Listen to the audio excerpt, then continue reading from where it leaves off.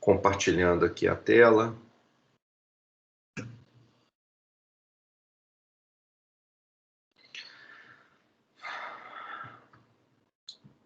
Nós vamos continuar, então, de onde a gente parou na última aula. E na última aula a gente estava falando de algumas propriedades da esperança, do operador de esperança, quando a gente trabalhava com mais de uma variável. Quando a gente estava mexendo com duas variáveis, criando uma variável que era a soma de duas variáveis aleatórias, obtendo a esperança dela. E agora vou só fazer mais uma rápida propriedade. Quando a gente tiver várias variáveis e a gente, por acaso, estiver interessado no produto dessas variáveis aleatórias, se elas forem independentes, a esperança do produto é o produto das esperanças. Para a soma de variáveis, a esperança da soma é a soma das esperanças, isso não... A independência ou não independência não entrava na jogada, tanto faz, elas podem ser dependentes, independentes, essa propriedade aqui é válida. Mas para o caso de produto, é preciso, para que a esperança possa vir se decompor desse jeito, entrar aqui dentro e ser o produto de cada uma delas, as variáveis precisam ser independentes, você precisa dessa hipótese adicional. E, de novo, vou fazer a demonstração aqui só nos slides, não vou fazer aqui durante a aula, faço uma demonstração só no caso particular de duas variáveis aleatórias discretas. Você tem, então, que a esperança do produto de x vezes y é a esperança de x vezes a esperança de y, e a demonstração está aqui. O que eu quero fazer agora, na verdade, a gente já está atrasado e eu gostaria de entrar o mais depressa possível em duas coisas. Uma é na distribuição conjunta das variáveis e, em segundo lugar, o conceito talvez mais importante, um dos conceitos mais importantes de análise de dados é o conceito de variabilidade, de incerteza, de variância. Então, a gente vai precisar definir esse conceito, e antes de dar a definição formal do conceito, deixa eu começar tentando colocar para vocês, comentar, né, sobre a intuição desse conceito aqui. A ideia do conceito de variância é medir o quanto uma variável aleatória varia. Então, você tem variáveis que variam mais do que outras. Essas duas variáveis aqui, eu estou representando a densidade de probabilidade de duas variáveis que possuem exatamente a mesma média, o mesmo valor esperado, 10. Está aqui centrado exatamente nos dois valores. Imagina que você simula no computador dados vindos dessa distribuição de cima e também dados vindos da distribuição de baixo.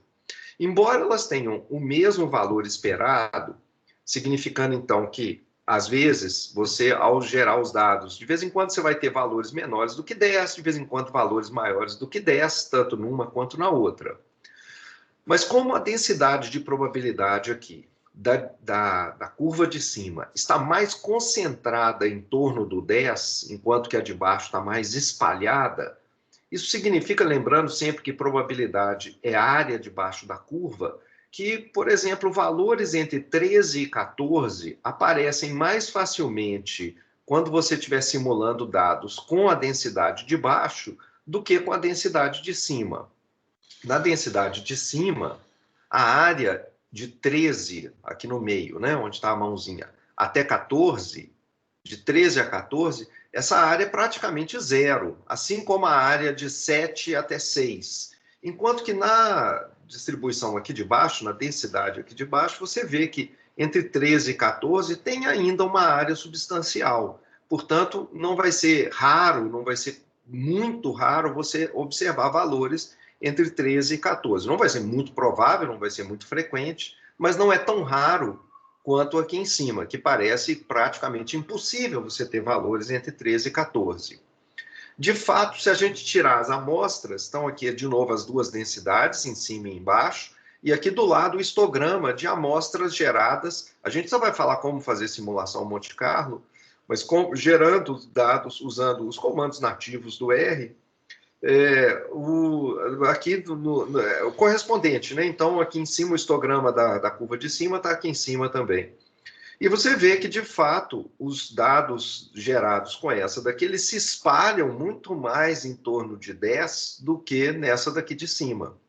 O que a variância vai fazer, esse nosso conceito que a gente vai definir, é tentar medir o quanto de variabilidade em torno desse ponto central, desse ponto esperado, você tem nessa curva de cima comparado com a curva de baixo. Quer dizer, nós vamos ter uma medida numérica desse fator que a gente está vendo aqui, que a gente está visualmente observando nesses dois gráficos.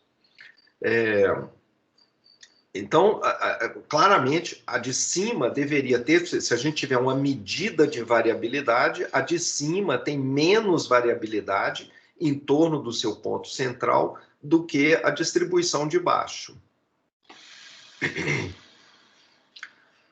Elas não precisam ter a mesma esperança para que a gente possa definir e ter uma ideia intuitiva de quem tem mais variância e quem tem menos. Nós estamos aqui com as duas densidades de novo, só que agora, em vez dessa daqui estar centrada em 10, eu desloquei ela para frente, então ela está centrada em 12, e aquela de baixo, que também estava centrada em 10, eu desloquei ela para baixo, para 8.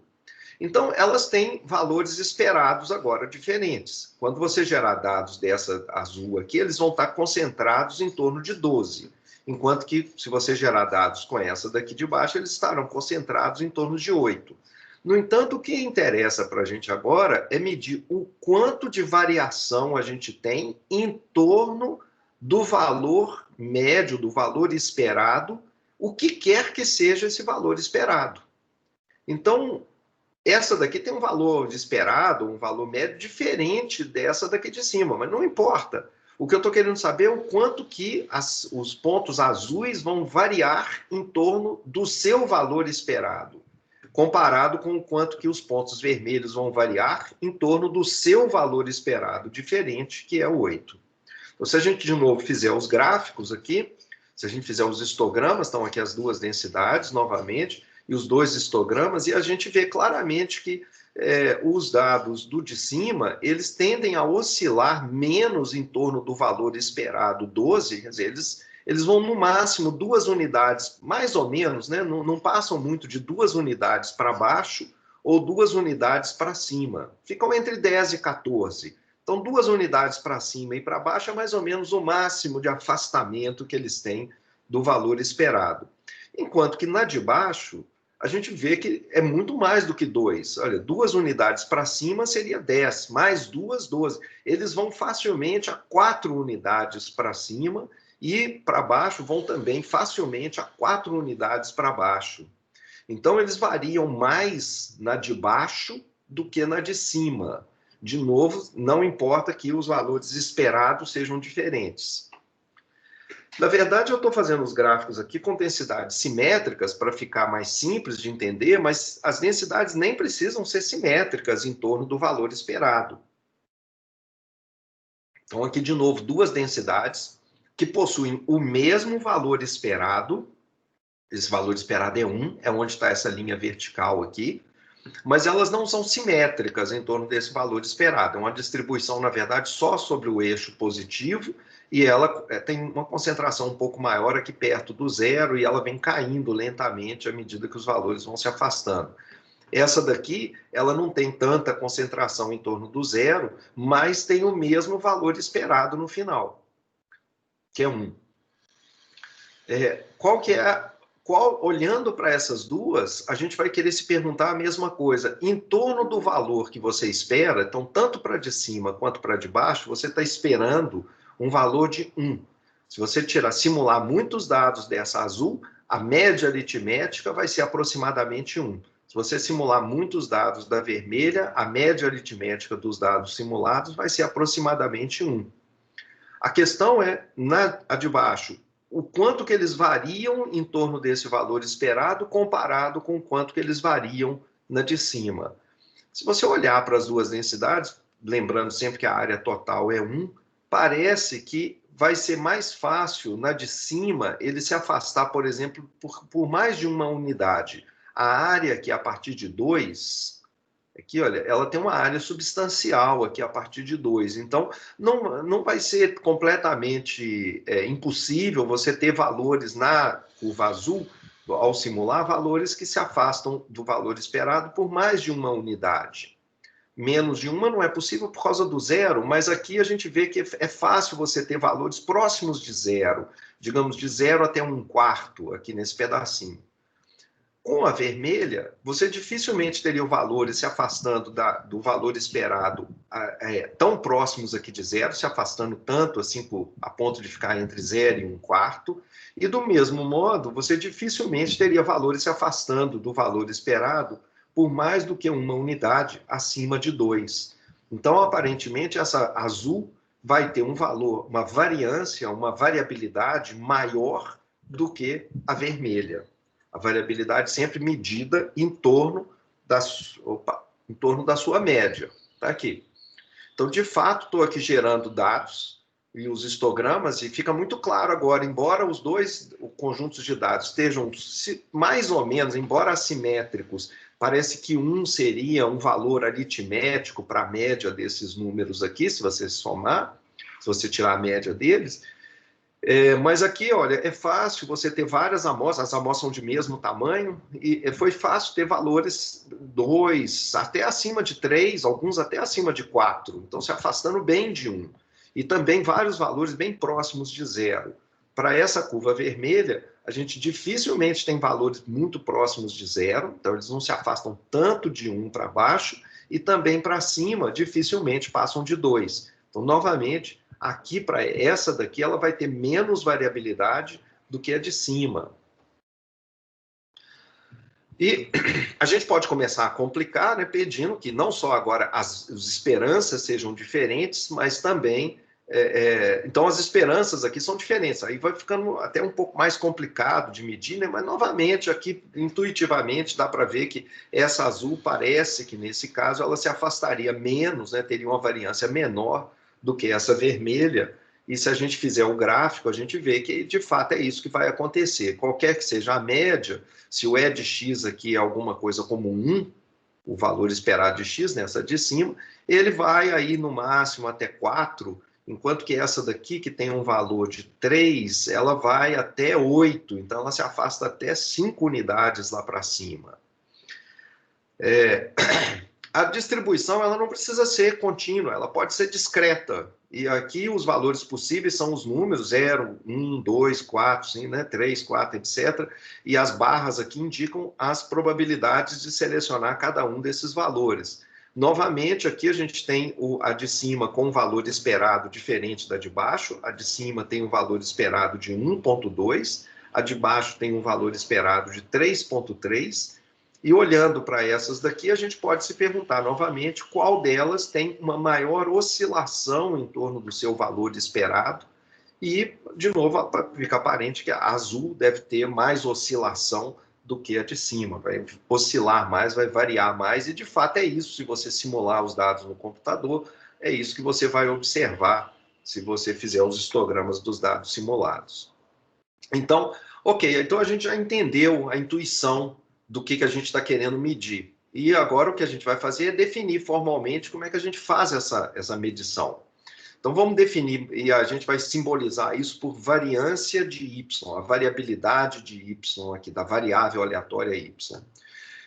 Então a gente quer medir o grau de variação de uma certa variável aleatória em torno do seu valor esperado. De novo, nossa senhora, eu estou aqui, a variável é x, mas o valor esperado apareceu y. Vocês desculpem aí, devia ser tudo a mesma coisa, a variável aqui é a mesma x, se aqui devia ser y também, né? Se aqui é y, aqui devia ser y. Então, o que a gente vai fazer? Olha, como a gente quer medir o quanto que uma variável varia em torno do seu valor esperado, a gente vai olhar para o desvio y menos mu.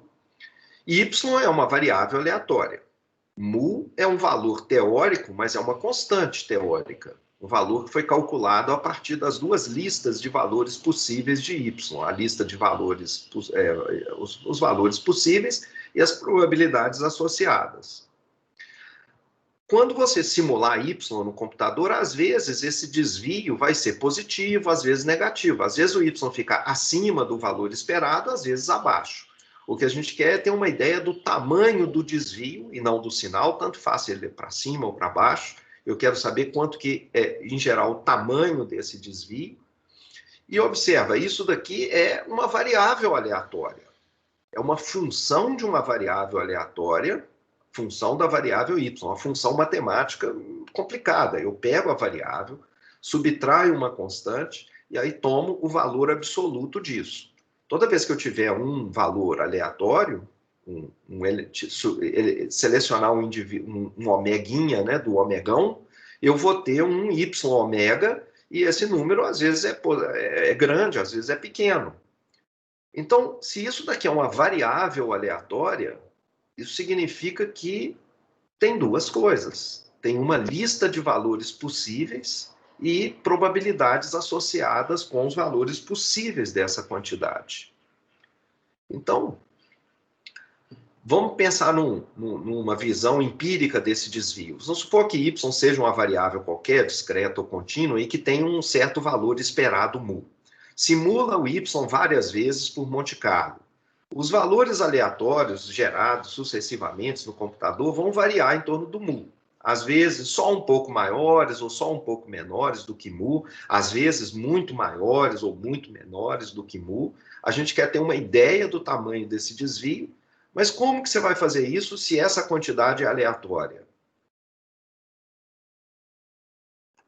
Então, como é que a gente caracteriza uma variável aleatória?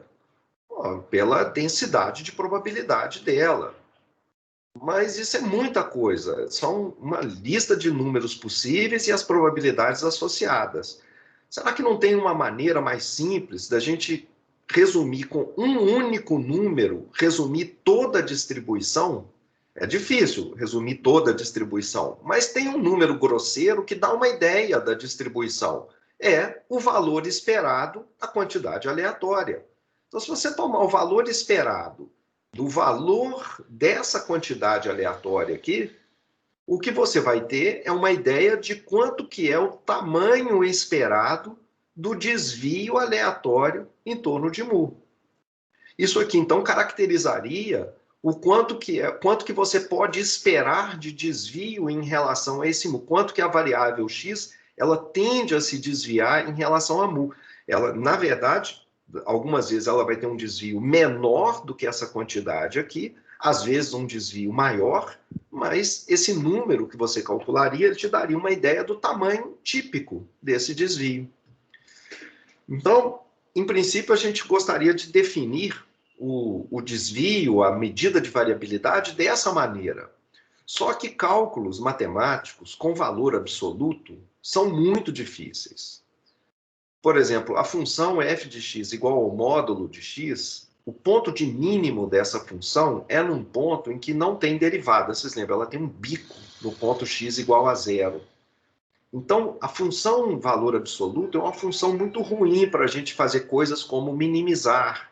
Se mais tarde a gente tiver procedimentos em que eu vou querer fazer o desvio ser pequeno, eu quero fazer com que o desvio, procurar modelos em que se desvie pouco do que eu estou observando, etc. Isso vai ser uma constante na nossa vida.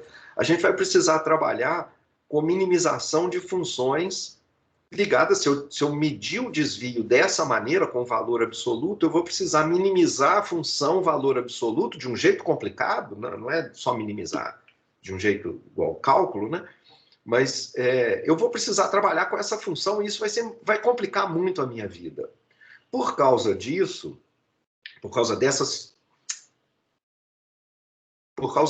consequências, a gente, em vez de trabalhar com essa noção de desvio que está aqui em cima, a gente faz uma coisa um pouco diferente.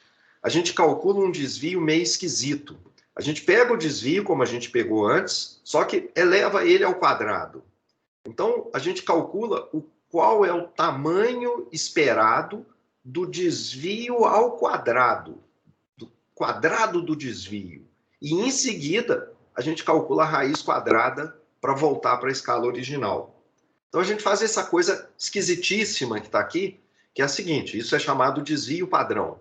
O desvio padrão, que a gente denota em geral por sigma, a gente faz essa coisa esquisita. A gente tira a raiz quadrada de uma expressão complicada. A expressão é essa daqui. E o que essa expressão está fazendo? Ela está calculando o tamanho médio do desvio que você tem, só que do desvio quadrático. Você está quadrando o desvio. Para voltar para a escala original, a gente tira a raiz quadrada no final. Por que eu faço isso? Porque essa medida daqui de dentro é uma medida que tem uma série de propriedades matemáticas extremamente úteis. A gente consegue fazer a decomposição dessa medida em quantidades que são estocasticamente independentes. É difícil de explicar assim, em detalhes agora por que a gente faz isso, mas por razões extremamente importantes no cálculos teóricos que a gente vai continuar fazendo ao longo desse curso, essa medida que está aqui, ela vai ser muito mais apropriada do que trabalhar diretamente com o módulo. O módulo vai deixar a gente numa situação de pesadelo, de clima de filme de terror. Enquanto que essa daqui, tudo vai ficar muito mais suave. Em geral,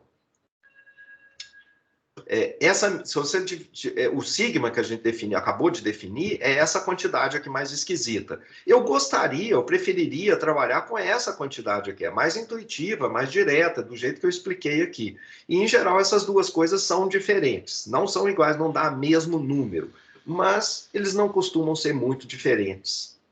Então, em geral, mesmo assim, embora matematicamente eles sejam distintos, esses dois números na prática não são muito diferentes. Então, quando a gente estiver olhando para o tamanho sigma, você pode sempre interpretar ele intuitivamente como se fosse essa quantidade aqui. Se você entender o lado direito dessa igualdade, você pode sempre ver, pensar, olhar para o valor sigma que a gente vai calcular como se fosse esse outro pedaço. Outra coisa, o nome desvio padrão, a razão para o nome é que o desvio padrão é o padrão para a gente medir desvios em torno do valor esperado. É como se fosse uma escala universal para a gente medir desvios. A gente vai ver isso daqui a pouco, quando a gente vê a desigualdade de Chebyshev, vai aparecer esse desvio lá e vai ficar mais claro por que esse desvio é como se fosse essa medida universal de distância. Então, o desvio padrão, que vai ser a coisa intuitiva e interessante, como é que a gente faz? A gente primeiro calcula a variância, que é essa quantidade aqui. Aqui, como você está elevando ao quadrado, você não precisa manter o módulo, né? o valor absoluto, porque é o quadrado. E você calcula, então, essa quantidade e, em seguida, tira a raiz quadrada. Então, isso é o desvio padrão sigma que a gente tem no final.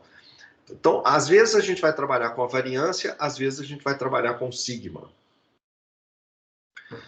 Então, se a gente entendeu o conceito do sigma, eu não preciso nem fazer o cálculo matemático aqui, olhando para esses gráficos, essas densidades de probabilidade, sem fazer nenhuma conta, identificar as distribuições que têm os seguintes DPs, esses daqui de baixo, 5, meio, 2 e 1. Eu queria que você gastasse 1 minuto aí do seu tempo pensando nisso. Qual que é qual?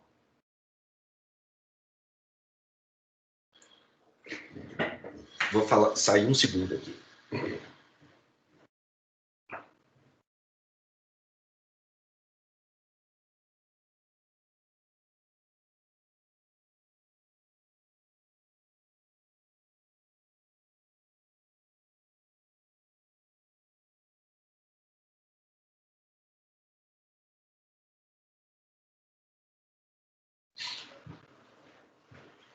Então, pessoal, conseguiram fazer um mapeamento aí?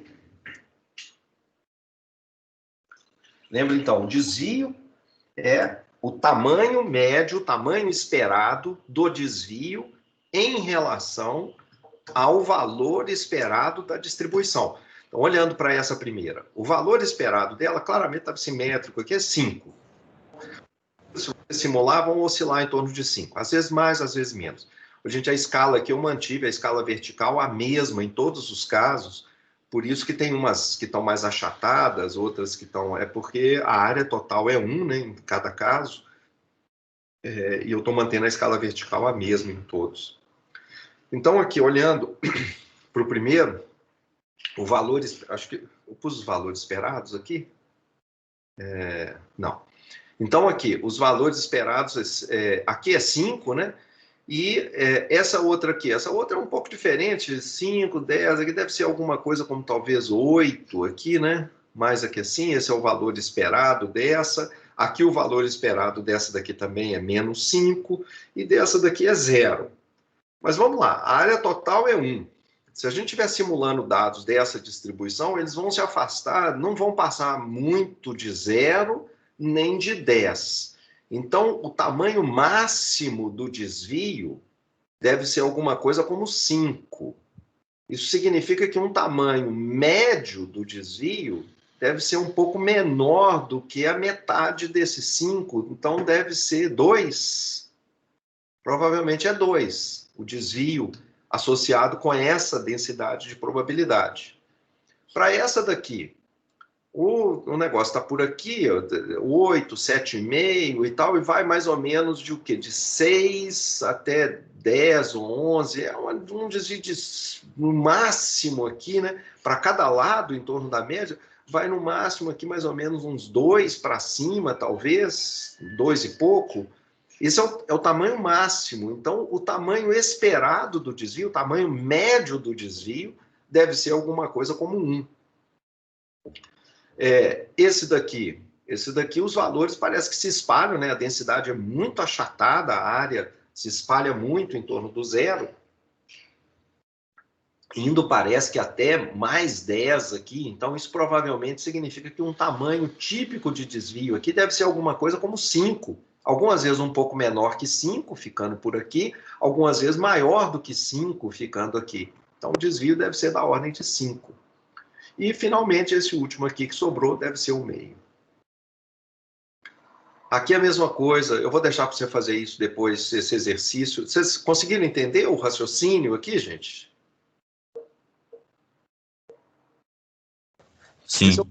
Esse é um exercício muito importante, tá? Esse exercício aqui, para você ganhar a intuição do que isso realmente significa, que você vai olhar para esses gráficos mais tarde dos dados e vai ter uma ideia imediata de qual que é o tamanho desse desvio, da variância. É importante isso, muito importante. Então, depois você faz esse exercício aqui, tem a resposta aqui na frente. Mas, então tá, intuitivamente é isso. Você consegue, olhando para esses gráficos, até ter uma ideia de quanto que é a variância, mas agora você tem que calcular isso efetivamente, né? Então, a gente faz isso, e para as distribuições mais conhecidas, a gente tem, inclusive, as fórmulas do desvio e da variância. Como é que isso é calculado? Então, tá aqui, o desvio, cada hora eu escrevo Y, nossa, um dia eu ainda vou acertar isso. Então, aqui, a variância de uma variável é o valor esperado do desvio dela em torno do seu valor esperado ao quadrado. Como é que a gente calcula isso? Bom, vamos lembrar aqui, se você tem a esperança de uma variável aleatória, de uma transformação de uma variável aleatória, o que a gente tem que fazer é pegar os valores dessa variável, os valores possíveis de g de x, que é o g de xi, a variável discreta aqui, estou pensando no caso discreto, multiplicando pela probabilidade da variável assumir aquele valor xi. Então, pensando aqui na função h de g de x igual a x menos mi ao quadrado,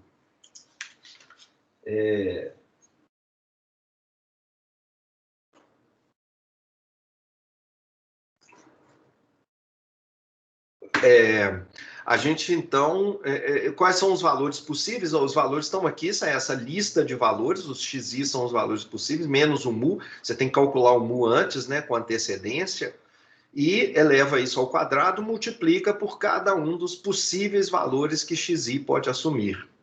Então, o cálculo não é complicado, é um cálculo simples. Imagina uma variável, por exemplo, que tem só esses 3 valores possíveis, você calcula o valor esperado, simplesmente multiplicando as duas listas de valores, o 0 pela probabilidade dele aparecer, o 1 vezes a chance dele aparecer, o 2 vezes a chance, e isso aqui te dá o valor do mu. Em seguida, a variância, então, de novo, é o valor esperado dessa quantidade aqui agora no valor teórico mu aparece esse valor 1,1, é o que entra aqui. Você vai agora listar cada um dos valores possíveis dessa expressão aleatória aqui dentro, e multiplicar pela chance dela aparecer. Então, o primeiro, como o x só tem 3 valores, 0, 1, 2, essa quantidade aqui, ela só pode ser 0 menos 1,1 ao quadrado, 1 menos 1,1 ao quadrado, ou 2 menos 1,1 ao quadrado. E cada um desses 3 valores possíveis, eles acontecem com essas probabilidades aqui. O primeiro valor, 0 menos 1,1 ao quadrado, acontece se e só se o x for igual a 0, que também só acontece com probabilidade 0,1. Então, aparece aqui o 0,1. A mesma coisa aqui, esse aqui é a chance do x ser igual a 1, e aqui a chance do x ser igual a 2. O cálculo final é 0,29. Então, é um cálculo simples de fazer, não tem. Depois de calcular a variância, você calcula o desvio padrão, o desvio sendo a raiz quadrada dessa quantidade que você acabou de calcular.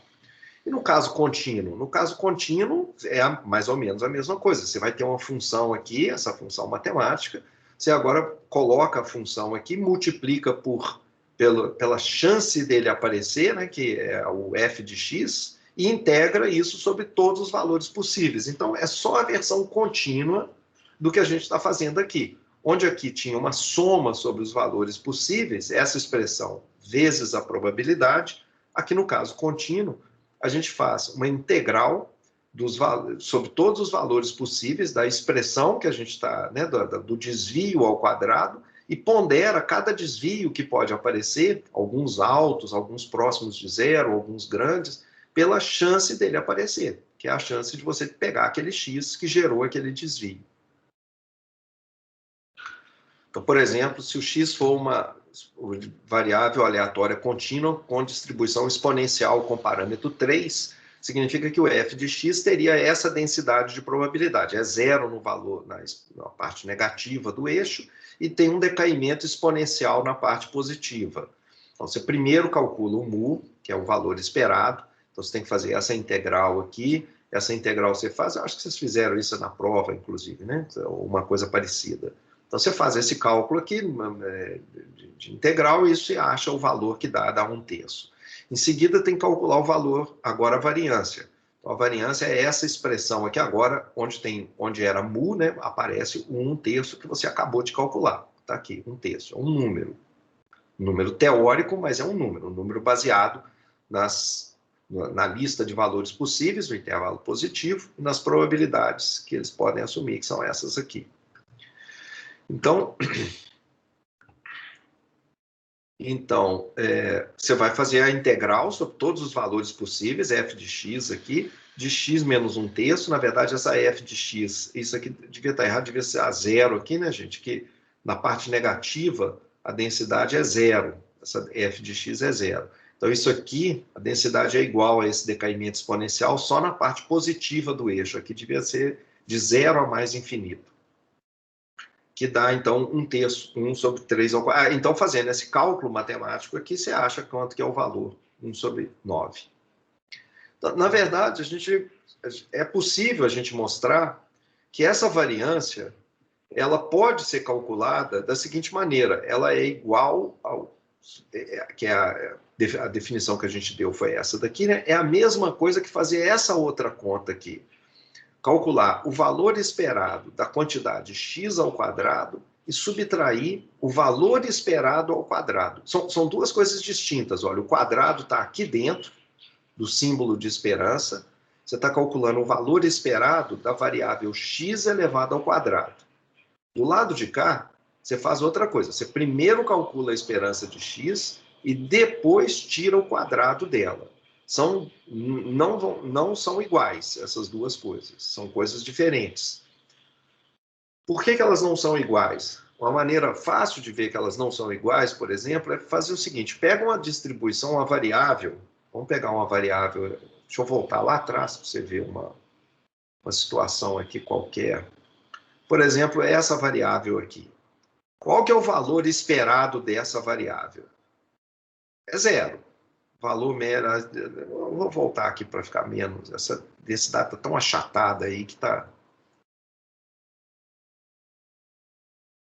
Ixi, não, eu queria era uma que tivesse a esperança de zero. Imagina que aqui fosse zero, tá? Então ela está centrada aqui em torno do zero.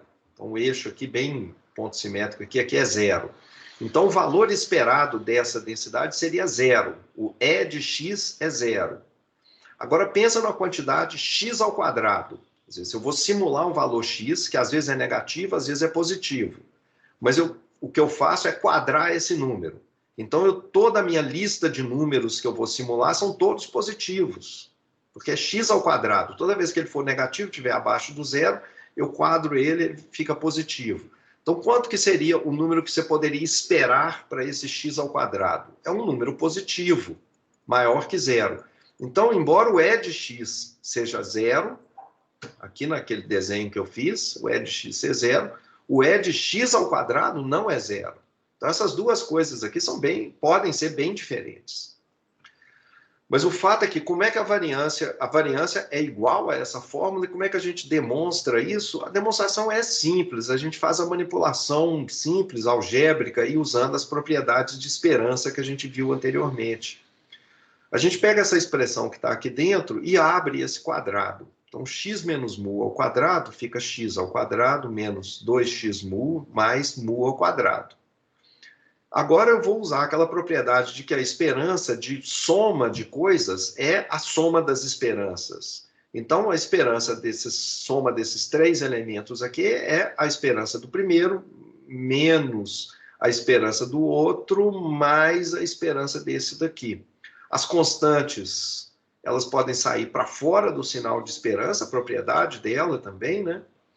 A esperança de uma constante, esse mu ao quadrado é uma constante, é a própria constante. E a gente tem, então, e aqui a esperança do x é o mu.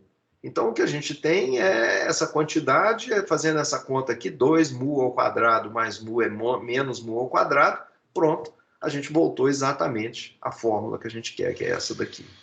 Então, a pequena manipulação dessa fórmula aqui, usando as propriedades da linearidade da esperança, a gente consegue obter esse resultado de que essa variância é isso. Essas variâncias, a gente pode sempre calcular ela para várias variáveis aleatórias. Eu vou passar rapidamente, vou mostrar uma só, talvez, de exemplo. Deixa eu mostrar, talvez, a esperança da binomial, a variância da binomial. Ela, só para mostrar como é que você tem que fazer várias manipulações matemáticas, etc., mas acaba obtendo, não tem nada de muito complicado, é só álgebra básica mesmo. Mas, por exemplo, no caso da binomial, vamos obter primeiro a esperança do y. Você tem um y com a binomial n-θ. O que é a binomial? É a repetição de n experimentos binários. A probabilidade de sucesso é θ em cada um deles, e o y conta o número total de sucessos. Então, o número total de sucessos é 0, 1, 2, até n. E, além disso, na binomial, a probabilidade de sucesso, de ter k sucessos, é dado por essa expressão, esse coeficiente binomial aqui. Aliás, gente, desculpa, esse n menos k tinha que estar embaixo aqui no denominador, hein? Mais um erro aqui.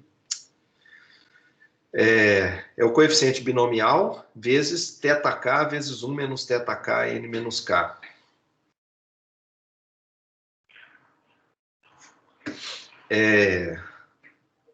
Então, o mu, ele vai ser a esperança, o valor esperado é cada um dos valores possíveis vezes a probabilidade.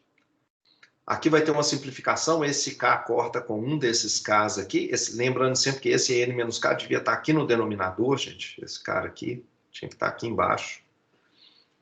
Então, você faz essa simplificação, esse k corta aqui com um dos... primeiro eu vou eliminar o k igual a zero, essa soma aqui seria zero, eu não preciso considerar ele, né? Estou multiplicando por zero, então não entra na soma. Então, essa soma, na verdade, pode começar de 1. E começando de 1, vai fazer sentido agora eu fazer um corte aqui, cortar esse k com um dos k's do fatorial, fica k menos 1 fatorial. Passo para fora alguns termos também, uma manipulaçãozinha, sempre lembrando que esse n menos k tinha que estar embaixo aqui do denominador. E aí faço algumas manipulações algébricas, não vou... simplesmente manipulação algébrica simples, e recaio numa fórmula aqui, e essa fórmula tem exatamente esse valor de n-θ. Então, o valor esperado da esperança de uma binomial é nθ. Em seguida, para calcular o valor esperado da variável, no caso binomial, eu faço a mesma coisa. A esperança, k variando de zero, né? Vou fazer aquela fórmula, vou calcular agora, vou usar essa fórmula que está aqui. Vou calcular a variância fazendo esse truque de calcular a esperança ao quadrado menos o mu ao quadrado. Então, o mu eu acabei de calcular. O mu é nθ. Agora eu preciso calcular o valor esperado do y ao quadrado. Então, faço isso. Aqui o k igual a zero eu posso jogar fora, o primeiro k igual a zero. Começo do 1. De novo, essa porcaria tinha que estar no denominador aqui. Copiar e colar a fórmula errada, sai propagando o erro. E aí, de novo, manipulações algébricas, uma série de manipulações algébricas. Você pode ver isso em qualquer livro de probabilidade, ou está aqui, se você quiser ver. Então, fazendo essa manipulação algébrica aqui dessas contas, você acha que o valor esperado ao quadrado, do y ao quadrado é isso, e, portanto, a variância, que é esse cara menos esse outro ao quadrado, fica simplesmente nθ vezes 1 menos θ. Então, para várias das distribuições conhecidas, a gente consegue calcular e obter a expressão exata dessa variância que está aqui. Se você abrir qualquer página na Wikipedia de uma distribuição dessa de probabilidade, sempre vem no lado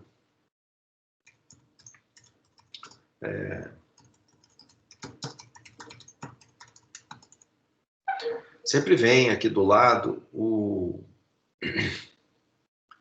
as principais características da variável aleatória, e uma delas é então aqui para a distribuição binomial, você tem aqui as probabilidades dos diferentes valores para diferentes n's e diferentes p's, a distribuição acumulada, o suporte, que são os valores possíveis que a variável pode assumir, a fórmula da probabilidade, aqui a função de distribuição acumulada, ele usa aqui isso aqui é a beta incompleto, bom, isso, né? Ele explica aqui, né, essa notação que ele vai usar. Mas o que importa aqui para a gente é isso, olha, aqui o valor esperado, que ele está chamando aqui de média, e aqui embaixo a variância. A variância é NPQ, o Q está aqui em cima, é 1 menos P. Então, é N vezes P vezes 1 menos P. O Pzinho sendo a probabilidade de sucesso. E tem mais alguns outros aspectos aqui da variável. Skewness, kurtosa, entropia, etc. Informação de Fisher. Algumas dessas coisas a gente vai ver de novo. Então, a página da Wikipedia sempre, claro, tem uma informação bastante completa sobre a variável, sobre a distribuição de probabilidade. Muito mais coisa do que a gente consegue falar aqui no nosso curso, nesse curso básico. Mas se você olhar outras distribuições, elas sempre vão ter lá a fórmula por exemplo, a binomial negativa é outra distribuição de probabilidade, e está aqui o valor, a média dessa variável, a variância dessa variável. Imagino que... não, aqui é só a definição. Eu achei que ia ter a fórmula, o cálculo, não tem. Ok. Então, fazer o cálculo aqui só de mais uma distribuição, agora para o caso uniforme, um caso contínuo, desculpe, um caso simples, uma variável que é uniforme 0,1, então a densidade é constante igual a 1 no intervalo 0,1. Primeiro, a gente calcula o valor esperado, o mu, então o valor esperado vai ser 0 fora do intervalo, só é 1 dentro do intervalo 0,1, 0 fora. Então, fica isso daqui, a fórmula é fácil, fica, né, essa integral aqui é simples, então fica x ao quadrado sobre 2 é meio. Beleza. Depois disso, você calcula o valor esperado, o valor de y ao quadrado, o valor esperado de y ao quadrado. Então, é a integral em R dessa quantidade. Aqui, de novo, a densidade é 0 fora do intervalo 0,1.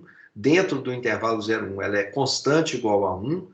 E aqui a gente tem que integrar, então, x ao quadrado, e aí essa integral também é fácil, e aí fica 1/3, e aí, finalmente, a variância, então, é esse 1/3, tá aqui, menos a esperança que a gente calculou anteriormente, que era meio a esperança ao quadrado.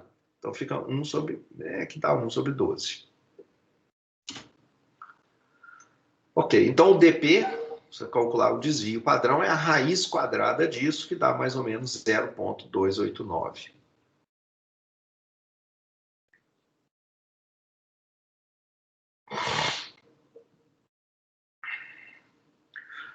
Do mesmo jeito que a esperança tem propriedades, a variância também tem suas propriedades que vão ser úteis para a gente quando estiver trabalhando com componente principal, por exemplo, PCA. A gente vai fazer uso dessas propriedades que estão aqui, que a gente vai aprender agora. E vamos começar pensando no seguinte: você tem uma variável x, uma variável qualquer, ela tem uma certa esperança, mu, e uma certa variância também que você calculou. Você foi lá e calculou a variância usando essas fórmulas anteriores. Você agora vai criar uma nova variável aleatória, que é uma transformação linear de x. Essa transformação linear, gente, é para a gente fazer as nossas combinações lineares. Dentro, por exemplo, de Deep Learning, é o tempo inteiro a gente fazendo isso, pegando as camadas do neurônio anterior, misturando isso com pesos lineares, fazendo uma combinação linear. Então, essa propriedade é importante, isso daqui. Então, a gente vai calcular uma nova variável que é uma transformação linear de x. Está aqui, a y é uma nova variável que a e b são duas constantes, eu multiplico pela variável x. A gente já sabe que a esperança do y, a esperança é um operador linear nessas variáveis aqui, então fica assim, a mais b vezes a esperança de x. Então, a esperança de uma combinação linear é a combinação linear das esperanças. E a variância de y e de x, como é que elas se relacionam? Como que a gente já calculou aqui a variância do x. O que seria a variância do y, onde o y é essa transformação de x? Bom, tá aqui então. Se x é uma variável aleatória com uma certa média, uma variância, e y é isso daqui, a gente já tem qual que é o mu do y, que é essa quantidade, é assim que eles estão associados. A variância do y, o que ela vai ser? Vai ser a variância dessa quantidade aqui, e isso é igual, esse A, ele desaparece completamente, ele não tem efeito na variância, ele vai sumir, isso daqui vai ser igual a isso daqui, e em seguida esse B, ele vem para fora do sinal da variância. Então, o relacionamento é esse daqui. Se você tem Y, uma transformação linear de X, a esperança ela é transformada desse jeito, né? O valor que você espera agora para o y é simplesmente transformar linearmente do mesmo jeito o valor esperado do x, e a variância do y vai ser a variância do x vezes b ao quadrado. Lembra sempre que a escala mais interessante para a gente é a escala do desvio padrão. Então, tirando a raiz quadrada dos dois lados aqui, o desvio padrão do y, que seria a raiz quadrada disso, ele é igual, tirando a raiz quadrada aqui desse outro lado, é igual ao desvio de x vezes o módulo de b. Que b aqui pode até ser uma constante negativa, não precisa ser positiva. Então, o desvio é sempre positivo, porque é o tamanho médio do desvio, que é o tamanho do desvio, né? Então é positivo. Então é módulo de b vezes o dp de x.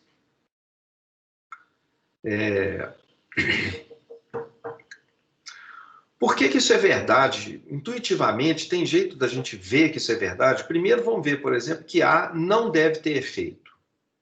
Realmente, se Y é isso daqui, a variância é só isso daqui, e o A não afeta em nada. Vamos supor que o Y seja igual a 2 mais x. Então, aqui o x é o B, está aqui, e o 2. Eu quero mostrar que o 2 não vai, a variância do y não depende desse 2 que eu estou somando aqui. Olha, se você estiver simulando os valores x, você tem um monte de valores x, o que são os novos valores y? São os x deslocados, todos eles rigidamente de 2 unidades. Você soma 2 unidades a todo mundo. É por isso que o que você espera para o y é simplesmente o que você espera para o x, também deslocado de 2 unidades, que é essa expressão que está aqui. Então, os desvios de y, que é isso daqui, em torno da sua média que é essa quantidade, eles ficam inalterados, porque tanto x quanto e de x são ambos deslocados de 2. Quer dizer, quando você calcular o desvio, quanto que é o y se desvia em relação ao seu valor esperado? É 2 mais x menos o valor que você espera para o y. Mas o que você espera para o y é o que você esperava para o x deslocado de 2. Esse 2 se cancela aqui, fica simplesmente igual a isso. Então, os desvios do y em relação ao seu valor esperado são idênticos aos desvios do x em relação ao seu valor esperado. Aqui eu fiz o cálculo com o 2 em particular, né, com a constante a sendo igual a 2, mas é óbvio que qualquer a que você tivesse colocado aqui cancelaria do mesmo jeito, de maneira que quando você calcular a variância do y, esse a aqui não tem efeito. Não vai ter efeito nenhum, não vai impactar. Por outro lado, vamos pensar, vamos também, de novo, só afinar a nossa intuição, vamos tirar o A fora, vamos fazer o A igual a zero, já que, inclusive, não tem efeito nenhum, e vamos olhar agora para B, que está aqui. Por que que o desvio do Y é igual ao desvio do X multiplicado por B, por essa quantidade, em valor absoluto? Porque, vamos imaginar que você, de novo, está simulando um tanto de X. E agora você está calculando uma nova variável y, que é simplesmente pegar os valores que você simulou para x e multiplicar por uma constante b. Vamos imaginar que essa constante b é 2, de novo. Então, o que acontece com os valores de x? Quando você multiplica todos eles por 2, o valor médio do x também vai ser multiplicado por 2. Então, realmente, o valor esperado do y aqui, que é essa quantidade, o 2, né, vai vir aqui para fora, vai ser simplesmente o valor que você espera para o x, também multiplicado por 2. Mas então, o que fica o desvio do y em relação à sua média? Bom, o y são os valores aleatórios de x multiplicados por 2, menos a média do y, que é simplesmente a média do x multiplicada por 2. Então, isso aqui tudo vem, o 2 colocando em evidência. Você fica, então, o desvio do y em relação ao seu valor esperado é simplesmente igual a 2 vezes o desvio do x em relação ao seu valor esperado. Então, se você estiver olhando para o desvio ao quadrado, se você elevar esse lado esquerdo ao quadrado, você vai ter esse outro lado direito aqui ao quadrado, você vai ter ele multiplicado por 4. Então, a variância do y, o que ela vai aparecer é realmente 4 vezes o desvio ao quadrado do x. Então, é razoável você ter realmente essa fórmula aqui, que a variância ela vai aparecer com esse b ao quadrado do lado de fora, e o desvio, se você tirar a raiz quadrada dos dois lados, fica simplesmente proporcional a b. Uma outra propriedade da variância importante quando você tem duas variáveis independentes, a variância da soma é a soma das variâncias. Essa propriedade é quase que a justificativa sutil para a gente adotar essa noção de variância, a variância como sendo, em vez de trabalhar com o tamanho esperado do desvio absoluto, a gente preferia essa noção muito menos intuitiva de definir a variância como sendo o desvio ao quadrado e depois tirar a raiz quadrada dessa quantidade para ser o dp. Então, a razão, de certa maneira, essa propriedade aqui, ela justifica um pouco por que a gente faz essa definição esquisita de variabilidade e não essa outra aqui, que é muito mais intuitiva. Então, por que essa propriedade é assim importante? A razão ela é assim um pouco menos intuitiva, mas a ideia é que a variância de uma soma ela fica decomposta na soma das variâncias quando as variáveis são independentes. Então, o quanto que uma quantidade, se você somar duas quantidades aleatórias, a variabilidade dessa soma ela é simplesmente a soma das quantidades, das variabilidades das quantidades individuais, se as variáveis forem independentes. Essa decomposição desse jeito, ela é extremamente importante para uma série de técnicas de análise de dados. Então, é esse resultado que vai ficar muito mais elaborado quando a gente estiver vendo técnicas de análise de predição, por exemplo, regressão, regressão logística e outras, vai ser importante esse tipo de propriedade que a gente está vendo aqui. essa possibilidade de fazer esse truque aqui torna vários resultados importantes de regressão possíveis. Então, isso justifica, de certa maneira, a gente adotar uma definição mais esquisita de variabilidade do que essa outra mais intuitiva. Por exemplo, a variabilidade de um sinal acústico elétrico pode ser formado pela soma de vários sinais independentes. A gente pode escrever ele como sendo uma soma de vários sinais independentes, somando a soma de vários sinais componentes. Por exemplo, sinais em diferentes frequências, quando é um sinal acústico, por exemplo.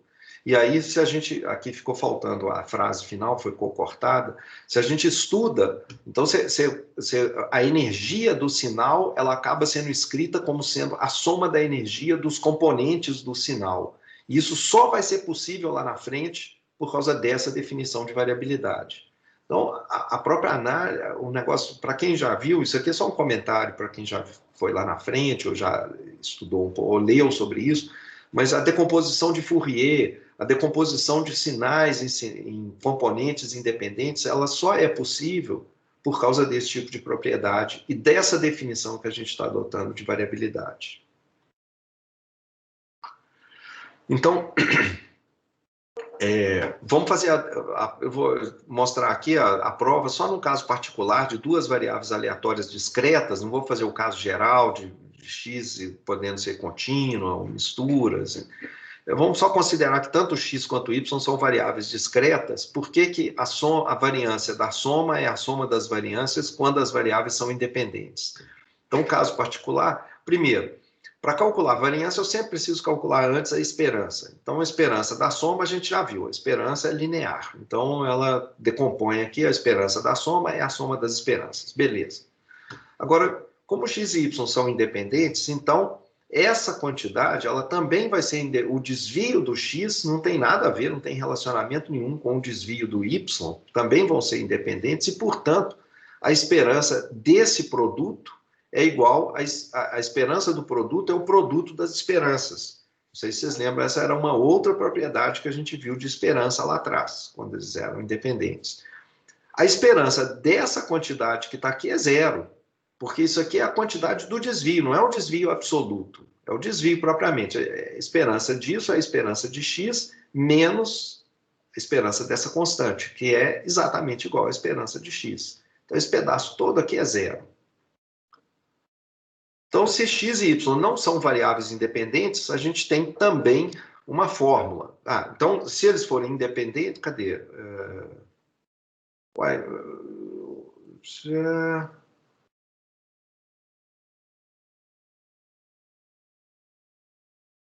Eu, na verdade, pulei a demonstração, viu, gente? Demonstração eu acho que eu fazia lá no quadro negro. Então, não está aqui, não vai ser possível fazer isso aqui agora. Eu vou terminar essa demonstração, então, e mando isso pelo Moodle para vocês, tá? Então, o final, isso é só uma demonstração matemática, então, de que, de fato, essa propriedade aqui ela é válida. Então, ficou faltando aqui, está faltando um slide aqui. Se elas não forem independentes, tem jeito de calcular, já que eu estou falando que essa variância de somas é um negócio tão importante, isso tem como, então, calcular? Tem. A fórmula ela fica mais complicada, ela, além da soma das duas quantidades, entra também essa outra coisa que está aqui, e nessa outra coisa, aliás, aqui não devia também ser soma, aqui devia ser um produto, oh meu Deus...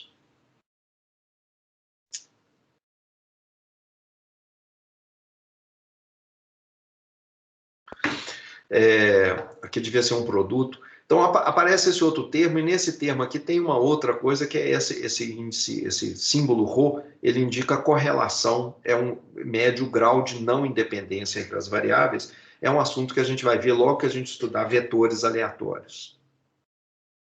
Então, a gente vai voltar nessa fórmula aqui mais na frente.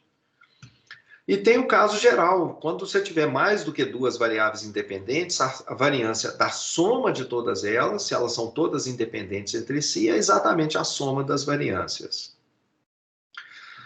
Bom, agora vamos usar essa noção de variabilidade para estudar uma desigualdade bastante importante, a desigualdade de Chebyshev. Ela é importante não é na análise prática de dados, não. Ela é importante por razões teóricas. A gente consegue, por exemplo, fazer a demonstração do teorema central do limite, encontrar várias outras relações importantes de probabilidade, vários outros resultados fazendo uso dessa desigualdade. E ela também justifica, e ela é legal, porque ela justifica o nome que eu estou dando, falando que o desvio padrão é o padrão universal para medir desvios em torno do valor esperado. Por que isso? Bom, vamos ver então. O que é a desigualdade de Chebyshev? A desigualdade de Chebyshev ela pode ser pensada em pedacinhos. Deixa eu fazer um... Deixa eu ver como é que eu vou fazer aqui.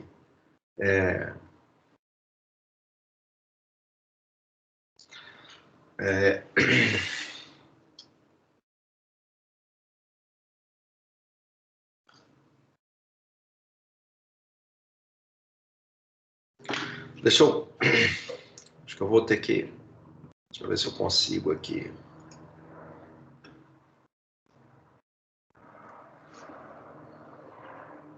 Eu fazia isso no quadro, e aqui eu não tive tempo ainda de olhar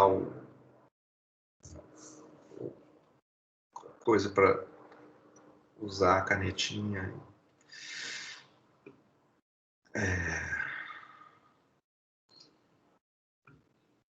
Fazer aqui de forma improvisada com isso aqui.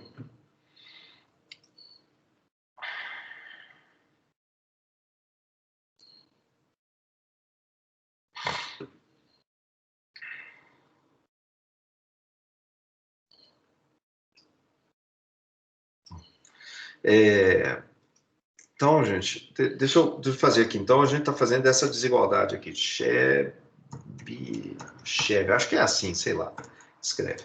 Então, o que a gente vai olhar?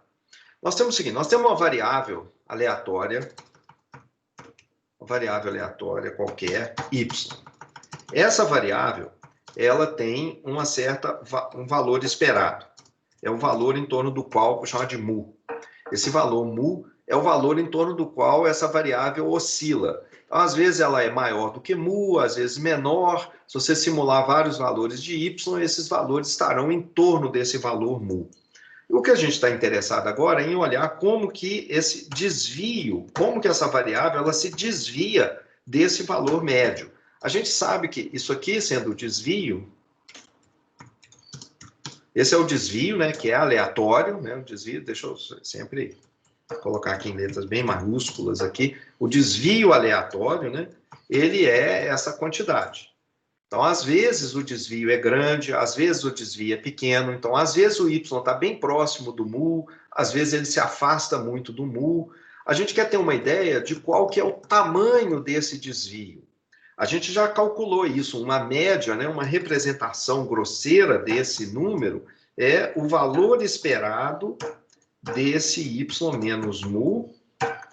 Só que, em geral, é muito difícil de calcular esse valor, o valor esperado do desvio absoluto. Então, a gente aproxima isso, usamos como aproximação. Tem um símbolo aqui. Então, fazer aqui. Então, a gente usa, às vezes, como aproximação para essa quantidade que eu gostaria de conhecer, eu uso aproximadamente, né? Eu uso, na verdade, a esperança do y menos mu ao quadrado e tiro a raiz quadrada disso. Então, essa outra conta aqui, ela é matematicamente muito mais tratável do que essa outra do lado de cá. E elas não são muito diferentes. Então, é isso que eu uso aqui. Ok. E daí? Agora, a desigualdade de Chebyshev, ela fala uma coisa mais interessante. Ela fala assim, então tá, eu sei que esse cara aqui que você está me calculando, que é o dp, ele é aproximadamente o tamanho médio desse desvio. Mas eu não estou interessado só em saber quanto que, em média, é essa coisa. Eu quero saber o seguinte, qual que é fácil ou não é fácil desse mu, desse desvio, ele ficar muito grande? Qual que é a chance, deixa eu calcular assim, qual que é a probabilidade de acontecer um desvio ser maior do que ser grande? Deixa eu fazer assim, ser grande. Então, eu não estou querendo só calcular o tamanho médio desse desvio. Eu quero saber, e tá bom, então é raro ele ser, mas até onde ele vai? Qual que é a chance dele ser muito grande? Esse é um cálculo importante para a gente. Como é que a gente faz isso? Eu vou fazer o seguinte, eu vou calcular a chance disso aqui ser maior do que 10, por exemplo. Bom, mas é claro que esse 10 que está entrando aqui, depende do que você está medindo. Às vezes 10 é um valor que não faz nem sentido para a variável que você está olhando. Então, não é, isso aqui não interessa muito, assim, não é 10 que eu quero colocar aqui. Eu já tenho uma medida de desvio, que é essa quantidade aqui de cima. Isso aqui é o valor típico do desvio. Então, o que eu vou tentar medir é o seguinte, qual que é a chance do meu desvio aleatório ser maior, por exemplo, do que 2 vezes o tamanho médio do desvio? Então, esse é o cálculo que eu gostaria de fazer. Olha que interessante. Eu estou falando o seguinte, eu tenho um desvio, esse desvio aqui é aleatório. Às vezes ele é muito maior do que mu, às vezes menor. Eu tenho esse cara aqui que é o tamanho médio desse desvio. Então tá, eu quero saber agora o seguinte, qual que é a chance de eu ficar com um desvio, o desvio aleatório que eu vou ter, acabar sendo mais do que 2 vezes o desvio padrão? Se o desvio padrão é o valor médio, eu quero saber dele ser mais do que 2 vezes o valor médio do desvio. É um desvio relativamente grande.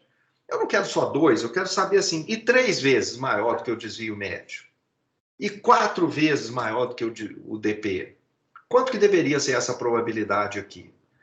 Bom, primeiro, como é que essa probabilidade deveria... O que deveria acontecer? Vamos pegar 2 aqui bem distintas. Deixa eu pegar essa. E na de baixo aqui eu vou colocar 4. A variável é a mesma aqui.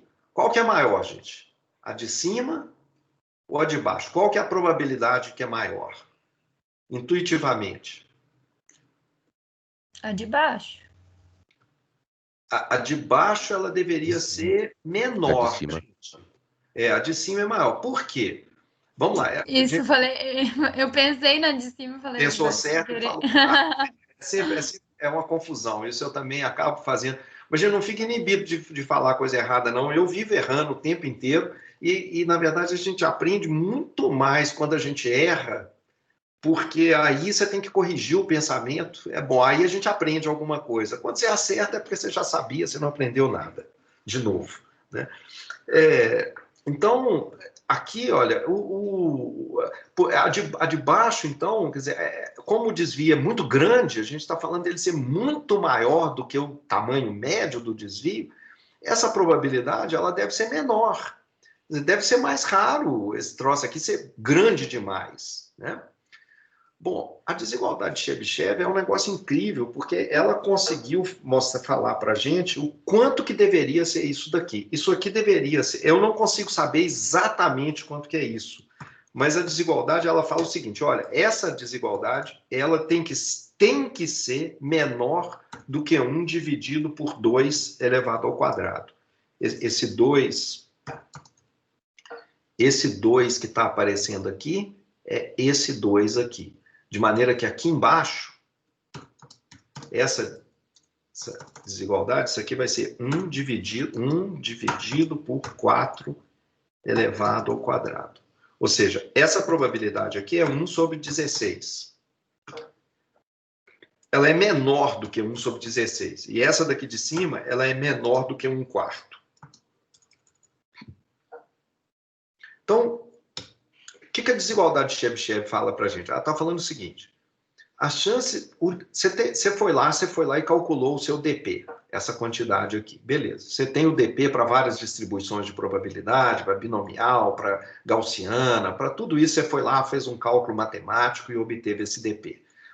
Esse dp me ajuda a ter uma ideia de até onde as coisas vão. Porque quando eu tenho uma variável qualquer, a chance do desvio se afastar da média, né, da variável se afastar da sua média, por mais do que 2 desvios padrão, essa probabilidade ela é menor, nunca pode ser maior do que 1/4.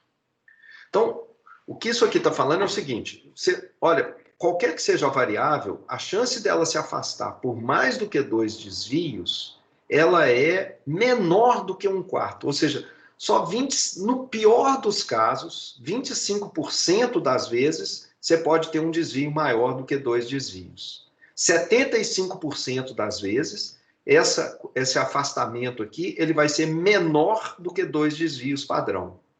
Então, um desvio é pouco, né? Um desvio é um desvio típico. 2 desvios, se afastar por mais do que 2 vezes a média, não é raro, mas também não é frequente, é 1/4 só. E se afastar por mais do que 4 desvios da média? Bom, aí é raro. É difícil você se afastar por mais do que 4 desvios. Então, se você quiser saber se alguma coisa é meio estranha, se é uma anomalia grande, você pode até fazer uso da desigualdade de Chebyshev falando o seguinte, olha, se alguma coisa está se afastando por mais do que 4 desvios, eu tenho uma coisa meio rara acontecendo. Não estou dizendo que é impossível, mas é meio rara. São casos meio estranhos. A desigualdade de Chebyshev, voltando aqui para ela, então ela é uma quantidade bem teórica e ela dá uma fórmula geral, ela diz o seguinte, se colocar aqui qualquer constante K positiva, né, a probabilidade do desvio ser maior do que K vezes o desvio padrão que você tem, da variável que você está analisando, ele é menor ou igual a 1 sobre esse K ao quadrado. Então, se o K é igual a 2, a gente tem isso daqui, e isso vale, isso aqui é importante, essa quantidade, essa probabilidade aqui, ela vale para qualquer variável aleatória, essa desigualdade. Vou voltar nela aqui, nesse comentário. Então, por exemplo, para 4, né, seria 1 sobre 16, que dá mais ou menos quase 5% aqui. Isso vale, essa desigualdade aqui, ela está valendo para toda e qualquer variável aleatória.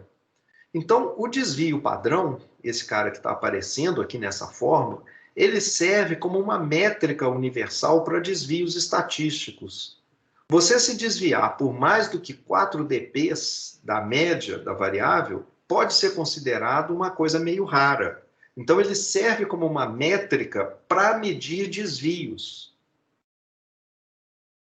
Então, está aqui como que, à medida que você vai aumentando essa constante, né, como é que a desigualdade vai fazendo a probabilidade cair.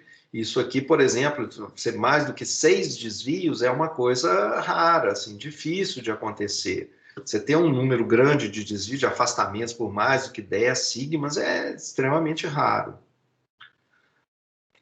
O Chebyshev, a desigualdade dele, ela está aqui em cima, estou repetindo ela. A força dessa desigualdade é a generalidade dela. É o fato de que ela vale para toda e qualquer variável aleatória. Mais ainda, ela é ótima no seguinte sentido: não é possível você melhorar essa desigualdade aqui. Você fala assim, será que eu consigo uma cota mais apertada? Porque você está falando assim, essa desigualdade, a chance disso aqui ser maior é menor do que isso. Mas será que eu não consigo, sendo mais esperto, mais inteligente e tal, chamando o novo Kolmogorov que está por aí, ele melhorar isso aqui, falar, não, olha, na verdade, gente, eu descobri que a desigualdade pode ser menor ainda do que isso. Não precisa ser, aqui, por exemplo, né? Se afastar por mais do que 2 desvios, não precisa ser menor do que 1/4, não. Pode ser menor ainda um pouco, pode ser menor do que 0,15. Então, a resposta é assim, não.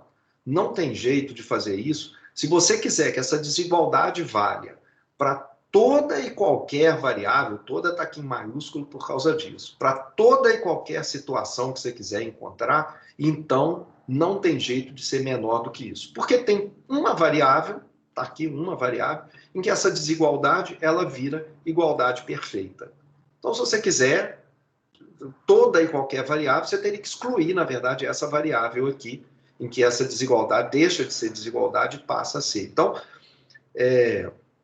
não tem jeito de você ter uma cota menor se você quiser atender a todas as variáveis aleatórias. E a força da desigualdade dela, a força dela, então, é isso, que como ela vale para toda e qualquer variável, ela é muito útil em demonstrações de teoremas, em que a gente fala assim, ó, seja uma variável qualquer com uma distribuição qualquer. Então, o teorema central do limite vale, é um teorema que a gente ainda vai ter que estudar, mas vocês já devem ter visto, talvez por aí, ele é um teorema fundamental na análise de dados, e no entendimento das coisas e da presença da gaussiana nos estudos. Você pode usar ela lá, não importa o que é a variável que você está mexendo com ela, essa desigualdade vale, e a gente usa ela constantemente, exatamente por causa disso. Não importa em que situação você tiver, você pode sacar a variável Chebyshev que ela vale. Por outro lado, a fraqueza da desigualdade de Chebyshev é exatamente essa generalidade. É que como você está querendo que ela seja válida para toda e qualquer variável, você acaba incluindo variáveis que não te interessam muito às vezes, e aí acaba que a desigualdade ela não é muito apertada. O que isso quer dizer? É assim, você pode obter cotas muito melhores para a chance de ter um desvio grande se você considerar apenas uma distribuição específica ou uma classe menor de distribuições, um conjunto menor de distribuições. Você não queira uma coisa que valha para toda e qualquer distribuição. Então, só para exemplificar, se você tiver uma distribuição y, que é uma gaussiana, e com k igual a 2, você pode fazer o cálculo da probabilidade exata, a chance do desvio da variável y se afastar por mais do que 2 desvios da sua média, e aí, no caso da desigualdade de Chebyshev, a gente encontra 1/4, 0,25. Ele fala, essa probabilidade ela é menor do que 0,25. Mas no caso da gaussiana, ela não é um pouco menor, não. Ela é muito menor. Ela é praticamente 5%, 0,05. Então, a desigualdade de Chebyshev está correta, não tem nada de errado. Ele falando, olha, esse desvio ele vai acontecer com uma chance menor do que 1/4. É verdade, é menor do que 0,25. É uma chance igual a 0,05, bem menor. Então, o Chebyshev ele garante que isso daqui é menor do que 0,5, mas ele não consegue perceber que no caso particular da gaussiana, essa chance é muito menor. Ele não consegue perceber isso porque o Chebyshev não está interessado no caso particular da gaussiana. Ele, na verdade, quer cercar todas as distribuições de probabilidade. Por causa disso, ele tem que acabar trabalhando aqui, assim, né, achando uma cota que inclui tudo, incluindo outros valores que podiam ser muito menores lá, como no caso da gaussiana. Então, o preço dessa generalidade é a gente terminar com uma cota que é muito exagerada em casos particulares, como no caso da gaussiana. Apesar disso, não se deixe enganar, Chebyshev é um grande resultado. Ele vale sempre e nada melhor pode ser obtido para todas as distribuições. Então, ela é uma desigualdade extremamente importante para a gente. Aqui é uma demonstração que eu estou deixando como opcional. A demonstração ela é legal, eu acho que é um negócio que vale a pena dar uma olhada. Eu não vou cobrar isso em prova e exercícios. E espero que você tenha mesmo interesse em ler, porque é um jeito diferente de você... Como é que uma coisa dessas é provada para toda e qualquer variável aleatória, contínua, discreta e tal? Como é que alguém pode realmente concluir isso? É mais ou menos assim a beleza que foi esse cara aqui. Isso é no início do século XX. Esses russos, o Markov, o Chebyshev, estavam por lá, o Guinedenko, e foram obtendo vários, depois aparece o Kolmogorov, bem mais tarde, mas foram obtendo esses resultados e é um tour de força aqui. Eu tentei fazer a demonstração, ela parece longa, mas não é não, viu, gente? É porque eu estou colocando todos os detalhes dela aqui e espero que não tenha erro de digitação. Então, até ter a desigualdade aqui no final. Ok. Então, essas duas quantidades, o valor esperado e o DP, eles são valores que não dependem dos dados. Eles são valores obtidos com as duas listas de valores, a lista de valor possível e as probabilidades associadas. Você não precisa simular dado para obter essas coisas aqui. Suponha que a gente tenha uma amostra de dados de certa densidade e que a gente não conhece essa densidade. Então, a gente não conhece, não é impossível da gente calcular esses valores teóricos que estão aqui. No entanto, a gente pode estimar tanto o valor esperado quanto o DP usando esses dados. E essa maneira de estimar é uma ideia simples. Assim, primeiro, tem uma ideia que é de igualar o que a gente chama de momentos teóricos. Momentos são o valor esperado dessas variáveis aqui, das potências da variável, tá?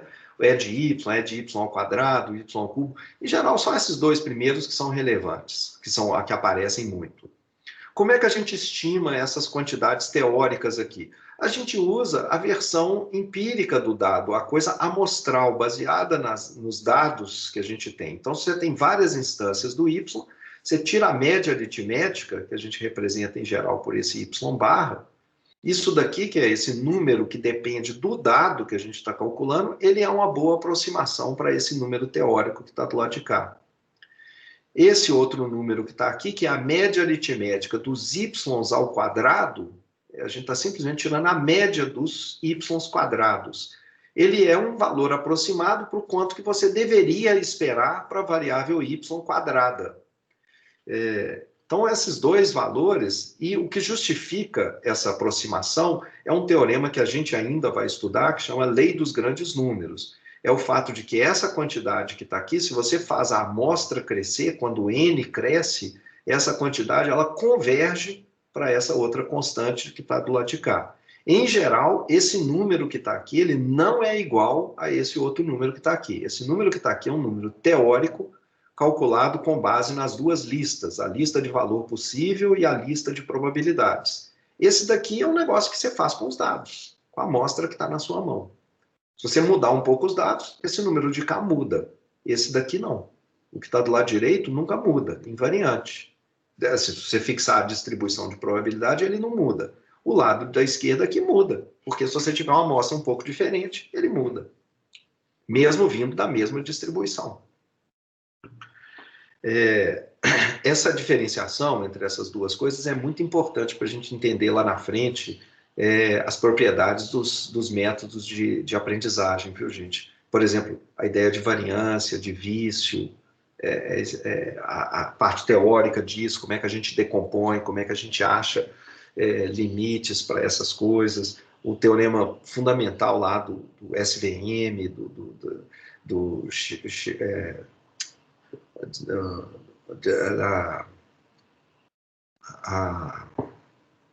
oh meu Deus, a desigualdade de Vapnik-Chervonenkis, a dimensão de Vapnik-Chervonenkis, ela está associada com esse entendimento de que essa coisa aqui é diferente dessa coisa do lado de cá.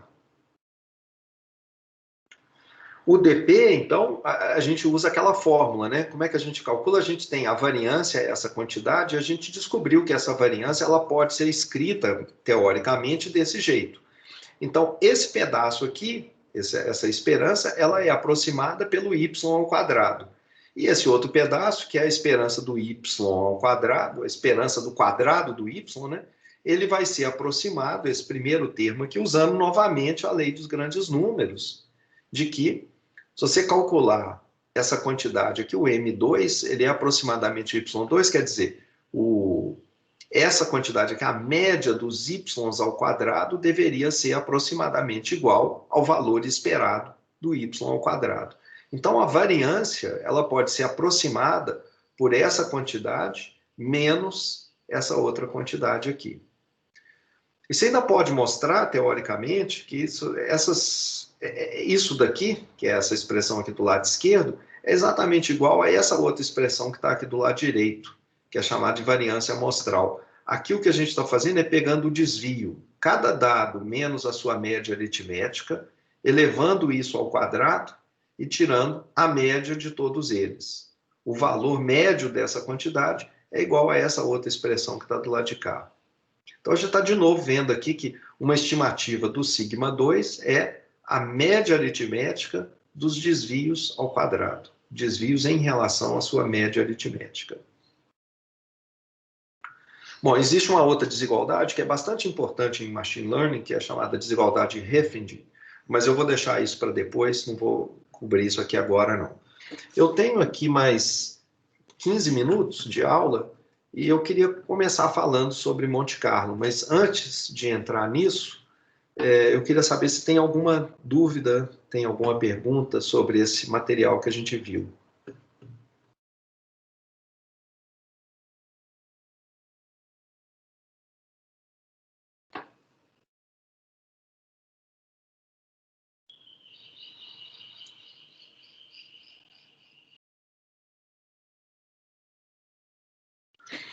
Bem, se não tem, então vamos começar falando sobre Monte Carlo. Achei isso. Eu estou no ar ainda? Está todo mundo? Tá sim, né? Sim, já sim, professor. Foi um silêncio tão profundo que fiquei assustado. Ok, vamos lá. Então, simulação Monte Carlo. Esse é um tópico importante, altamente técnico. A gente vai ver apenas uma visão muito superficial, inclusive porque eu não sei esse assunto profundamente. Eu trabalho muito com vários métodos de Monte Carlo, mas tem uma parte que é a geração... Eu vou explicar isso aqui agora.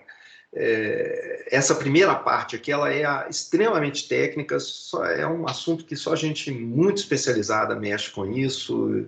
Em geral, a gente só sabe o básico e segue em frente, acreditando que eles estão fazendo as coisas direito lá para a gente.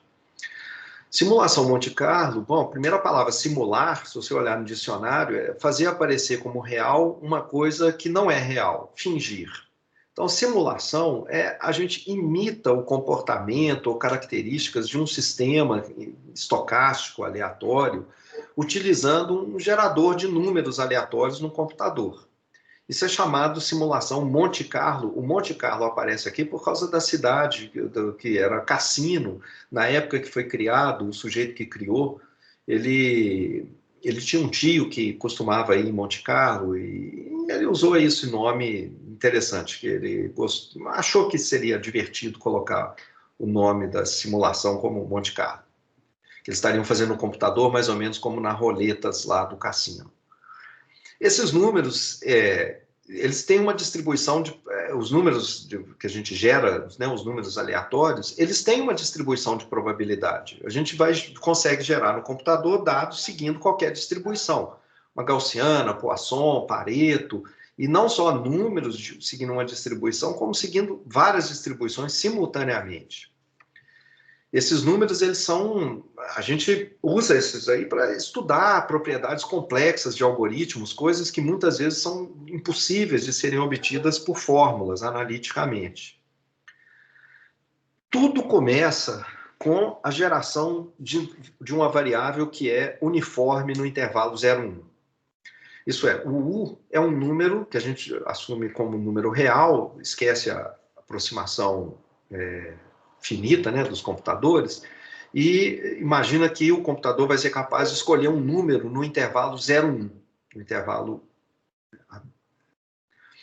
O que significa? E é um número completamente ao acaso. Então, é uma distribuição uniforme. O que significa? Que a chance de selecionar um número num intervalozinho AB é o comprimento do intervalo, porque a densidade ela é constante, uniforme, igual a 1 dentro do intervalo 0,1. Então, depois de gerar um número no intervalo 0,1, todos os métodos Monte Carlo, todos, o que eles fazem é transformar esse U de alguma maneira de forma que eles obtêm uma variável com a distribuição de interesse. Então, todas as variáveis elas são obtidas a partir da uniforme 0,1. Eu vou explicar daqui a pouco como é que essa transformação é feita, mas vamos primeiro ver como é que você seleciona um número no intervalo 0,1. Então, de fato, os números aleatórios gerados no computador, eles não são realmente aleatórios, são determinísticos. A gente tem um algoritmo por trás que Se você fixar o que a gente chama de semente do gerador aleatório, você simplesmente gera os mesmos números de novo. Tem muito trabalho de pesquisa feito sobre isso daqui, na geração desses números no intervalo 0,1. Essa é a parte que eu estou falando que é altamente técnica e muito especializada, e são procedimentos que geram, esses procedimentos, né, de pesquisa, os bons geradores de números aleatórios, eles geram uma sequência de números, o 1, o 2, etc. Para todos os efeitos práticos, eles podem ser considerados independentes, todos com a mesma distribuição, que é a uniforme 0,1. Então, essa sequência de números que a gente vai gerar é como se eles fossem realmente números no intervalo 0,1, números reais, completamente independentes uns dos outros, todos seguindo a distribuição uniforme. Então, a gente não vai ver em detalhes esses geradores, até porque eu não sei esses detalhes. Ele é como falei várias vezes, um assunto bastante técnico. Então, eu vou ver alguns dos algoritmos muito simples que existem, alguns dos que eu conheço. Como é que todos os geradores de números aleatórios, então, eles são versões mais sofisticadas, mas em torno dessa ideia básica que eu vou mostrar aqui, bem básica. Primeiro, vamos relembrar o conceito de divisão inteira. Se eu tenho uma operação de divisão inteira, você tem um inteiro qualquer, P aqui já está entrando, é porque eu vou querer que ele seja um número primo. Um inteiro N, ele pode ser escrito de maneira única como N igual a KP mais R. Deixa eu pular aqui como um exemplo. Deixa eu escolher, por exemplo, P igual a 7. Tá? Então, o número 21 pode ser escrito como 7 vezes 3 mais um resto zero. A divisão inteira de 21 por 7. 22 fica 7 vezes 3 mais 1, o resto é 1. Então, o resto da divisão é sempre o número 0, 1, 2, 3, 4 até 6. 4 também está escrito aqui de maneira única, né, na expansão, como 7 vezes 0, mais deixando o resto 4. E, finalmente, o próprio 0, né, também pode ser escrito como 7 vezes 0 mais 0, com o resto 0. E a gente usa essa notação aqui, de que N módulo R, né? A divisão N deixa um resto de R quando você faz a divisão inteira usando P. Então, os geradores, eles usam essas ideias que estão aqui por trás, essa divisão inteira. Vamos ver hoje, só esse gerador congruencional, é só esse que a gente vai ver. Todos eles são, na verdade, versões sofisticadas desse cara. Começa a usar mais de um gerador, mistura um com o outro, etc. Mas é basicamente sempre essa mesma ideia aqui. Você começa com um valor inicial inteiro, positivo, arbitrário, e ele é chamado de semente. Esse x0 aqui. Recursivamente, a gente vai calcular x1, x2, etc. E a gente vai calcular eles usando essa fórmula aqui de divisão inteira, onde esse A, B e o P todos são inteiros positivos. Xi, como xi aqui vai ser o resto da divisão, ele vai ser um número de 0, 1, 2 até P menos 1.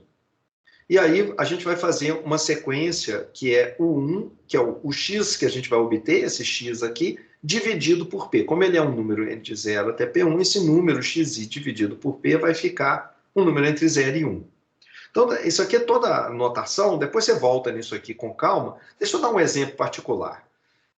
Fica muito mais fácil entender aqui com um exemplo. Assim, a fórmula é essa daqui. Então, essas constantes aqui, A, B, P, etc. Isso aqui é o trabalho técnico de escolher constantes. Essas constantes que eu estou fazendo aqui, eu estou escolhendo elas bem pequenininhas para a gente poder ver os números aparecendo. Isso aqui é um gerador péssimo, tá? É muito ruim, vocês vão ver por quê. Então, mas as gerações profissionais escolhem esses números aqui bem grandes, depois a gente vê os números que realmente são usados. Então está aqui o gerador, o primeiro, que a gente vai... Vamos começar com uma semente de x0 igual a 100. Então a primeira coisa que eu faço, essas aqui são constantes, elas vão ficar permanentes aqui, eu faço esse cálculo do lado de cá, começando aqui com 100, x0 igual a 100. Então multiplico aqui, fica essa quantidade.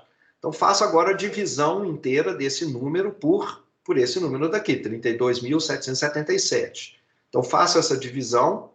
Tá aqui, esse número aqui ele vai ser escrito como 99 vezes 32 mil, e deixa esse resto. Ok, então o próximo, o x0 foi 100, o x1 agora, que está do lado de cá, é o resto dessa divisão. Vai ser esse número, 29.980. E o primeiro número aleatório entre 0 e 1 é esse resto dividido pelo total aqui, 32.000, etc. Então, dá esse número. Beleza. Então, esse é o primeiro 1. Mas eu sigo em frente com x, tá? Esses 1s aqui são só calculados lateralmente, porque é o que eu quero, são os números no intervalo 0, 1. Eu pego agora o x1, que eu obtive, e jogo lá na fórmula de novo, aqui, ó. Coloco o x1 aqui.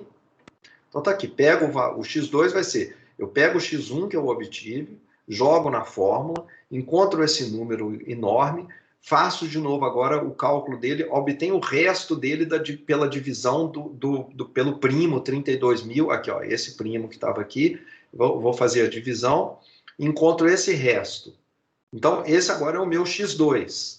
E o meu U2 vai ser esse número dividido pelos 32.777, que esse número aqui é sempre um inteiro, né? No intervalo de 0 até aqui. Então, dá esse número. E assim por diante, eu vou calculando os diversos U's, vou calculando os X's e os U's a partir disso. E esses números sucessivos são esses daqui. Esses números, várias coisas. Primeiro, o gerador do número, do exemplo, gera, no máximo, com esse gerador que eu estou fazendo aqui, os restos são 0, 1, 2 até 32.776. Então, quando eu sair gerando os meus números, os x's, os que são os restos que eu posso obter, eles vão ser um desses números aqui. O que significa que, quando você calcular o UI no intervalo 0, 1, que é sempre o resto dividido por 32.777, vai ser um desses números aqui. Então, você não está, na verdade, gerando um número no intervalo contínuo de 0 até 1. Você tem essa quantidade de números discretos, você seleciona um deles aqui. Quanto maior o valor de P, maior o número de valores UI distintos que você pode usar. Essa é uma das ideias aqui do procedimento. Além disso, os U's que você tem, eles não são realmente aleatórios. Eles resultam de uma função matemática aplicada de forma recursiva. Se você usar o mesmo x0 inicial e usar as mesmas constantes, você vai obter sempre os mesmos números. Além disso, a sequência de números pseudo-aleatórios, elas vão se repetir. Se você só tem esse número de valores distintos aqui, 32.777, se você fizer uma geração de 100.000 números, com certeza, né, um desses números aqui vai se repetir alguma hora. Você só tem 32.777 distintos, tem uma hora que um deles se repete. Na hora que esse cara se repetir, todo o procedimento seguinte, quando um desses caras aqui for igual a um que já passou, daqui para frente, tudo mais vai ser exatamente igual ao que já se passou. Então, chega uma certa hora em que o procedimento, se você encontrar um dos valores, aqui eu fiz agora com constantes bem menorzinhas, para você ver isso, que você vai gerando os números aqui eu estou gerando os x's, chega um momento em que está aqui 21, aí o 3 apareceu de novo. Até foi coincidência que foi exatamente o primeiro 3, mas não precisava ser. Então, se apareceu o 3 de novo, daqui para frente é tudo igual. Agora vai ser um 9, depois 27, depois 31, aí vai 21, aí aparece o 3 de novo, etc. Então, com probabilidade 1, depois de um certo tempo, você obtém um valor x1 igual a algum que já foi obtido anteriormente, e a partir daí a sequência se repete. Então, tem uma série de coisas que a gente tem que ter cuidado, e eu vou só mencionar aqui, olha, as bibliotecas, assim, subrrotinas científicas mesmo e tudo mais, eles usam geradores congruencionais com valores, aquelas constantes que a gente viu antes, elas são relativamente grandes, possuem um período de repetição, é mais ou menos muito grande, olha, é de 1,4 vezes 10 a 17. Esse é o tempo médio que demoraria para essa sequência começar a se repetir. Então, você tem que fazer muita simulação para isso daqui acontecer, né? Mas, além disso, os geradores bons, eles não são como esses simples que eu falei. Eles fazem coisas mais complicadas. Eles começam, por exemplo, eles criam dois geradores. Eles criam um gerador com algumas constantes aqui, criam outro gerador muito bom com outras constantes muito grandes e começam a misturar esses dois resultados para evitar essas essas repetições, esses outros detalhes. Então, tudo isso daqui são aspectos, então, como eu falei antes, assim, uma visão muito simples do que é o gerador de uma uniforme 01. É assim que eles são gerados, com todo esse determinismo que a gente viu, mas esse determinismo ele fica escondido quando você trabalha com os números grandes, e eles são de tal maneira calculados, com uma qualidade tal, que eles passam por todos os tipos de testes que você tenta fazer para detectar esse tipo de ciclos e de presenças determinísticas que teriam entre os números. Então, os bons geradores instalados nas principais linguagens de probabilidade, todas as linguagens, né, C, Python, etc., eles passam por esses testes e basicamente conseguem enganar todos os tipos de detecção desse tipo de determinismo que teria na sua geração de números sucessivos. Então, para todos os efeitos, a gente pode assumir que a gente tem um gerador de números aleatórios no intervalo 0,1. Quer dizer, que a gente é capaz de gerar esse número U uniforme em 0,1. O que a gente vai querer saber agora é o seguinte: dado que eu tenho esse gerador, como é que eu gero as outras variáveis? A gente vai ver que todas as outras variáveis, todas as outras gaussianas, etc., elas são geradas a partir dessa distribuição, mas a gente faz isso na próxima aula. Se tiver alguma pergunta, gente, alguma questão?